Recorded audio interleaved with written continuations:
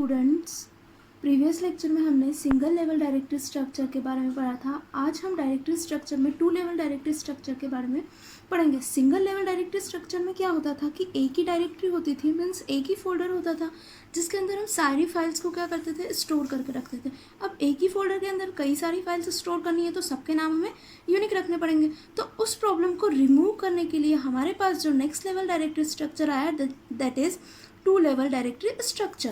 A single level directory often leads to confusion of file names among the different users. So we introduce two level directory structure.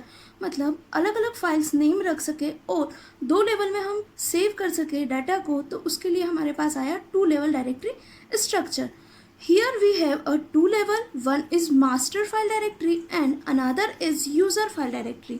मतलब to level file structure में हमारे पास क्या होता था, दो तरह की डायरेक्टरी होती थी. पहली जो डायरेक्टरी होती थी वो होती थी मास्टर फाइल डायरेक्टरी और दूसरी जो होती थी वो होती थी यूज़र फाइल डायरेक्टरी. अब मास्टर फाइल डायरेक्टरी और यूज़र फाइल डायरेक्टरी क्या होती थी, in two level separate directory for each user. मतलब हर यूज़र अपनी क्या कर सकता था, खुद की फाइल या खुद की डायरेक्टरी बना सकता था. जैसे कि D1 आपकी कोई क्लास है, BSc CS फाइनल ईयर मान लेते हैं, तो उस क्लास के नाम से आपने एक फोल्डर बना लिया जिसका नाम दिया D1. अब उस क्लास में हर स्टूडेंट ने अलग अलग प्रोग्राम्स बनाए. जैसे एक स्टूडेंट D11 है, दूसरा स्टूडेंट D12 है, तीसरा स्टूडेंट D13 है. तो इन तीनों स्टूडेंट ने इस जो क्लास नाम का फोल्डर है उसमें अपने खुद के ओन फोल्डर्स क्रिएट कर लिए और उन्हीं फोल्डर्स में अपनी अपनी फाइल्स को क्या करके रख लिया, स्टोर करके रख लिया. तो इस टाइप का जो फाइल स्ट्रक्चर होता है वो होता है टू लेवल डायरेक्टरी, जहाँ पे एक मास्टर फाइल डायरेक्टरी होती है जो आपकी क्लास के नाम से है और दूसरी यूज़र फाइल डायरेक्टरी. मतलब उस क्लास के हर स्टूडेंट ने उस फोल्डर के अंदर अपने खुद के फोल्डर बना के रखे और अपनी फाइल्स को स्टोर करके रखा. बट सिंगल लेवल में क्या होता था, सिर्फ एक ही डायरेक्टरी होती थी और उसी के अंदर सारी फाइल्स को स्टोर करना होता था. तो उस प्रॉब्लम को रिमूव करने के लिए हमारे पास आया टू लेवल डायरेक्टरी स्ट्रक्चर. ठीक है, अब हम देखेंगे इसके एडवांटेजेस एंड डिसएडवांटेजेस. सबसे पहले हम देखते हैं इसके एडवांटेजेस क्या होंगे.